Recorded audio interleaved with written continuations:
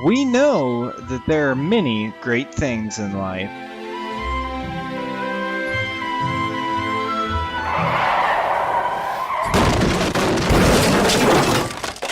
but I want to know what's on your list of complaints.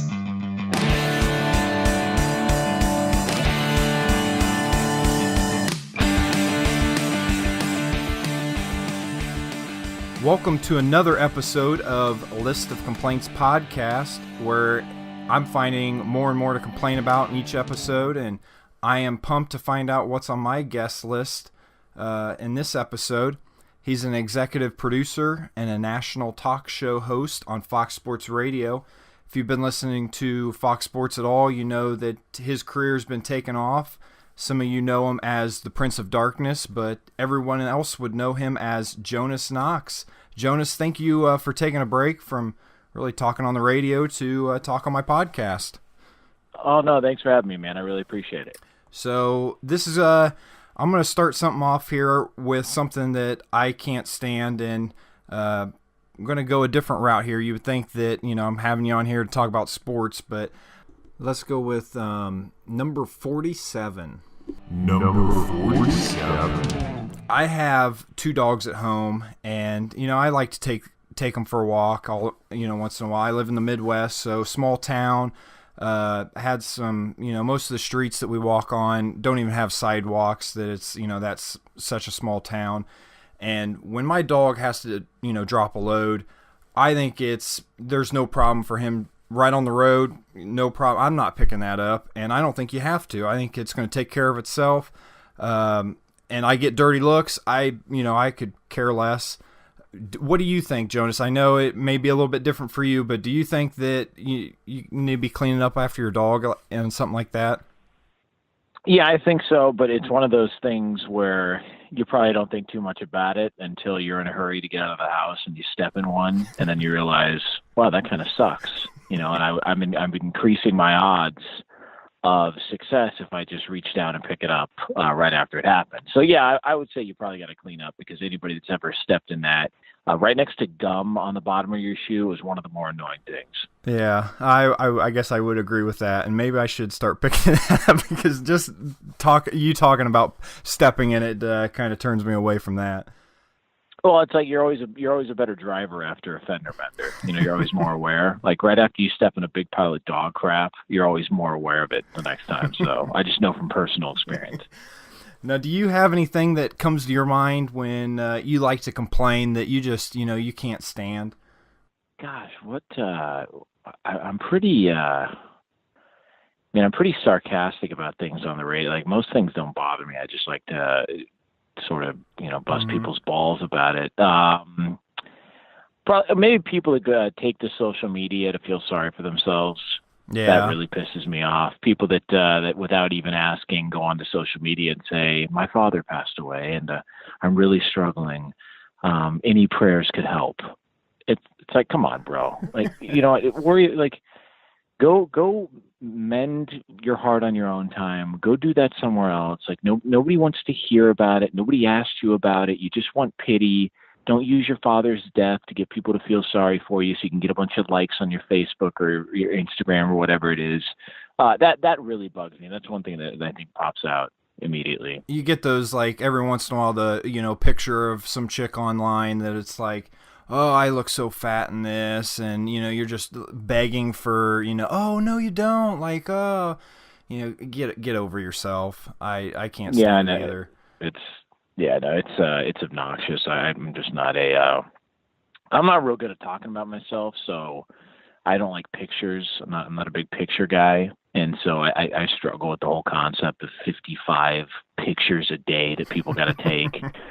One thing that I can't stand kind of with pro sports, and it's been in the topic lately with the Warriors and the Spurs, is just how long their seasons really are. Basketball, baseball, just how I can't stand how you can't tell me that buying a regular season ticket is meaningful with just nobody could come up and play, and oh well, big deal. Well, I think that I kind of look at it. I look at it like this. When I was, just before I got into the business and before I got into media and all that stuff, is just being a fan. Like, I guess, I would get really excited, to go see a game, and I'd want to see these guys play. And then, the older I get, the more you get into the business, you look at it more as a business as opposed to, an event. And for me, like, whatever's interesting, I always root for. Like, I don't really care about, the teams per se. I just want an interesting story, so I don't have to break down a box score, because I think that's just lazy radio. But I just recall the first ever game I went to, the first ever baseball game or basketball game I ever went to, and I didn't give a crap who was playing. Like, I really didn't. Like, I didn't sit there and whine because my favorite player wasn't there. I was just happy enough to get to go. And I grew up, we didn't have a lot of money. We were poor. If we ever got to go to something like that, like, it was like a treat and a rarity. So regardless of who was there, whether the star player was there or not, I was just happy to be in the building. Like, some of these people crying because these guys like don't play, and I spent all this money on tickets. Like, you spend money to go see a movie. If the movie sucks, do you go ask for your money back? And if you do, you're a cheap ass. I don't understand, like, the people that bitched and moaned about the Pacquiao Mayweather pay-per-view. Tough balls. You paid $100, deal with it. Get more friends next time so they can split the cost. Don't be a loser. I don't understand, like, just the complaining after the fact. And everybody out there saying, oh, well, LeBron, he owes it to us, the fans. They show up in our town and he's got to play. I just want one of these days, LeBron James on Christmas Day, to look into the camera after he's done playing, say, I worked today. What'd you guys do?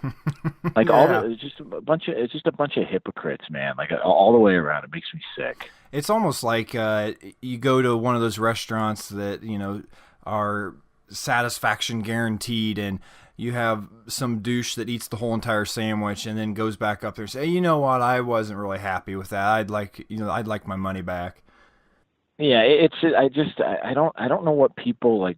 People just expect, to be catered to in a certain way. Like, you're paying to go to the event, like, enjoy the event. And if your kid's whining because he got a free ticket to a game and one player's not playing, then that's just an ungrateful little kid who needs to understand that, you're pretty fortunate to be in the situation financially right now to be able to afford those tickets, because there are people in dire situations, and I've been there, that would do anything to go to a game, sit anywhere, whether it was nosebleeds or the middle section or the front row, and they wouldn't care who was playing. They just would feel lucky enough to get to go to a game. So, would you say one of those spoiled kids would probably deserve a spanking? Is that kind of where you would go on that? No, I don't know how I feel. Yeah, I don't know how I feel about the old spanking. I don't have kids, so I try and stay away from the learn how to parent thing, because I don't, to me it seems like it's probably it's probably a tough job. So I don't want to. I don't want to say something on the air one time like, this is how you should reprimand your kid, and then I become a father one day and my kid plays a podcast back and goes, hey, Dad, you're full of it like everybody else. You said this, and I got to be like, oh, you're right. So. Now I've got Fox Sports Radio's Jonas Knox here, and Jonas, we're going to try switching gears here. Maybe look at it from the other side. Everybody's got their complaints, but we also have stuff that we can't stand other people complaining about. Something for me, and I don't know if you feel this way, in California, out in the West, but in the Midwest, we have some weeks where we experience all freaking 4 seasons in just 1 week. And so for me, hearing people complain about the weather just drives me nuts, to where if you care that much, you could turn the news on, you could, figure out, they're going to tell you exactly what's going to happen, and you can bundle up or strip down or whatever and be prepared. Like, I don't get it. I don't know if that relates to you out in the West, if, you guys get some rain and people are been out of shape over that. Yeah, I mean, we were in a drought for a long time, and then it rained, it seemed like every single day for about a 3-4 week stretch. Just a couple of weeks ago, I mean, it was nonstop. And so and we really needed it, but it got to the point where it was too much. I mean, there was flooding, there was, just a pain in the ass. But again, that's stuff that happens so rarely out here in Southern California. There was just it happened. It happens every 20 years maybe, and that's just how it went down. I'm a weather geek. Like, I love the weather. Like, I watch the Weather Channel. I've got weather calendars. For some reason, I've always been a weather geek since I was a little kid. Any storm movies, any tidal wave movies, like, I'm hooked. I gotta see it. I just love the elements. Yeah. So I like any weather. Like, I don't bitch about any of it, because I just go, man, that's pretty cool. And but again, I'm like the 2% of nerds who actually likes weather and loves to read about it and study it and look at things like that. So for people out there that are complaining about the weather, that's just, deal with it, adjust on the fly, stop bitching and moaning. Do you have anything that comes to your mind as far as stuff that, people are complaining about that gets on your nerves? I mean, it seems like every single timeline, like whether it's Facebook, I don't even go on Facebook hardly anymore, but whether it's Facebook or Twitter, it's just like somebody's complaining about Donald Trump. Like, I mean, take your L. Like, it's move on with your life. Like, you're spending all, like, I understand it's important. It was an important event and it shocked everybody. But Jesus, at some point or another, you gotta move on. Like, it's just like, it's not, and it's like, I think it's like trendy now to have some stat or pull up some, uncover and reveal something about Donald Trump. If the guy turns out that he's a total failure, then he's a total failure. If the guy turns out to be a great president, he's a great president. But Jesus, like, every day somebody's complaining about it. Like, there's. I just always look at it like this: no matter what, somebody somewhere's got it worse. Like, no matter what. Like, that's. I mean, it's the way it goes. It's why I've never called in sick a day in my career. I've never missed a day. I just realized that, if you have something decent in your life that you like, hold on to it, because it could be gone in a minute, and appreciate it while it's there. And just so many people just spend their days complaining about, stuff that they can't control. Like, you can't control the election's over. Like, you can't put the toothpaste back in the container. Just move on. Yeah, you're not changing history. You're not going back and changing it. And so...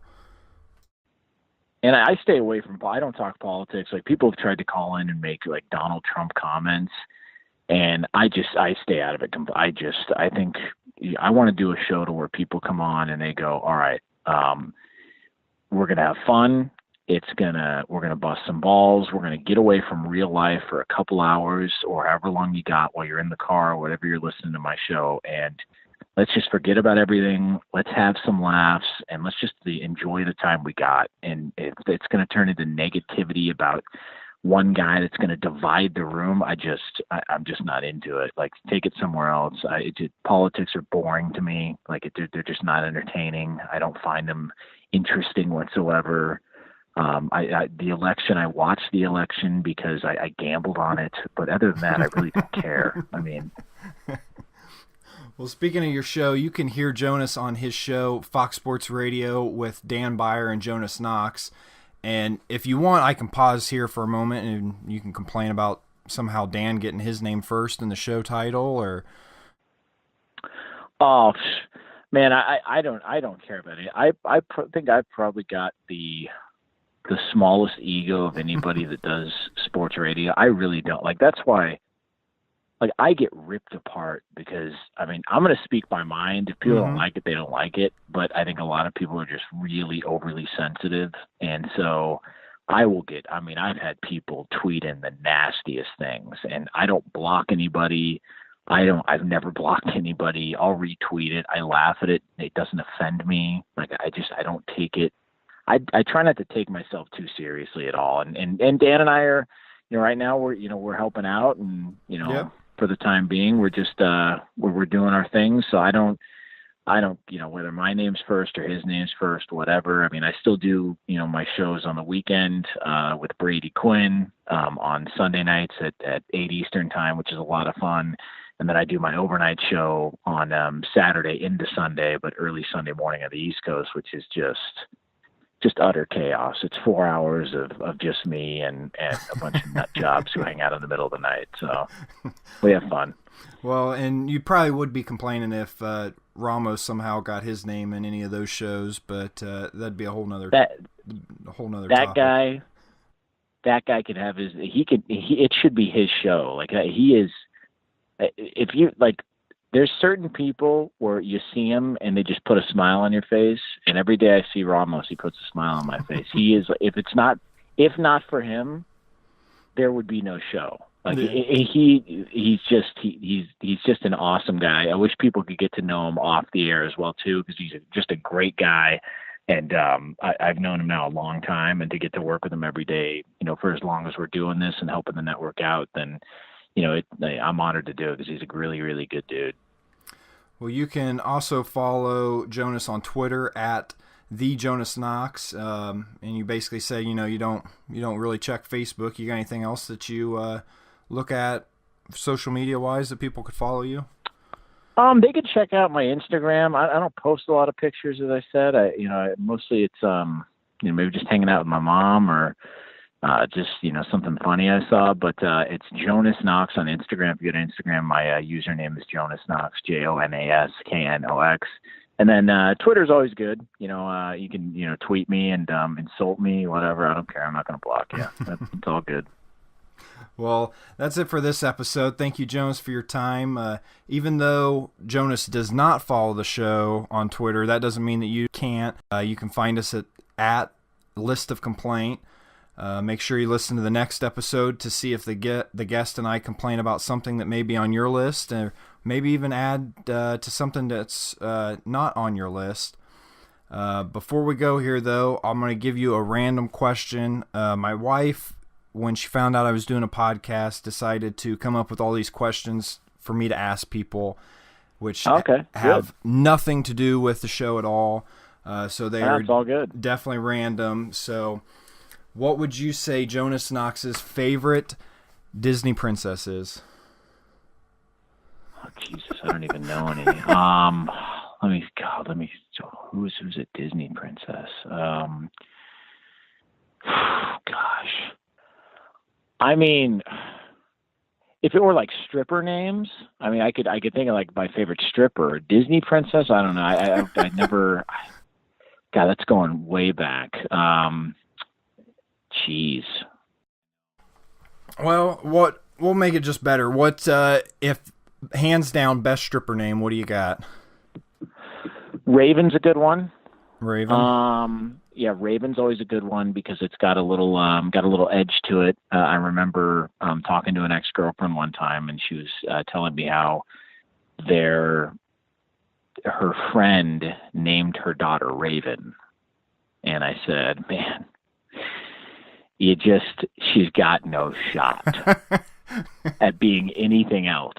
Okay, do you understand that? Well, that's rude. Okay, well, if your last name's Jordan and you name your son Michael, yeah.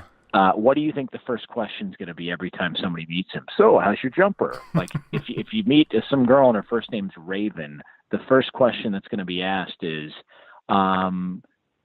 so your thoughts on dollar bills? Or are you more of a $5 a time kind of girl? What are we thinking here? Like, it's very Raven's always. I think that's always a good one. But strip clubs kind of suck, to be honest with you. I haven't been to a strip club in, Jesus, I don't even know how long. And I don't understand guys that walk in there and get lap dances. I mean, what's the point? Like, what's the point? But better question, how many brackets did you fill out for March Madness?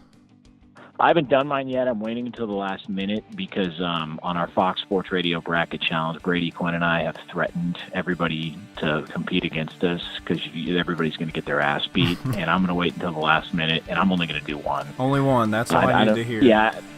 I don't do the multiple brackets. Just give me one. I'll ride with it, and then we'll see what happens. Yeah, you only need one to be right. So. Yep.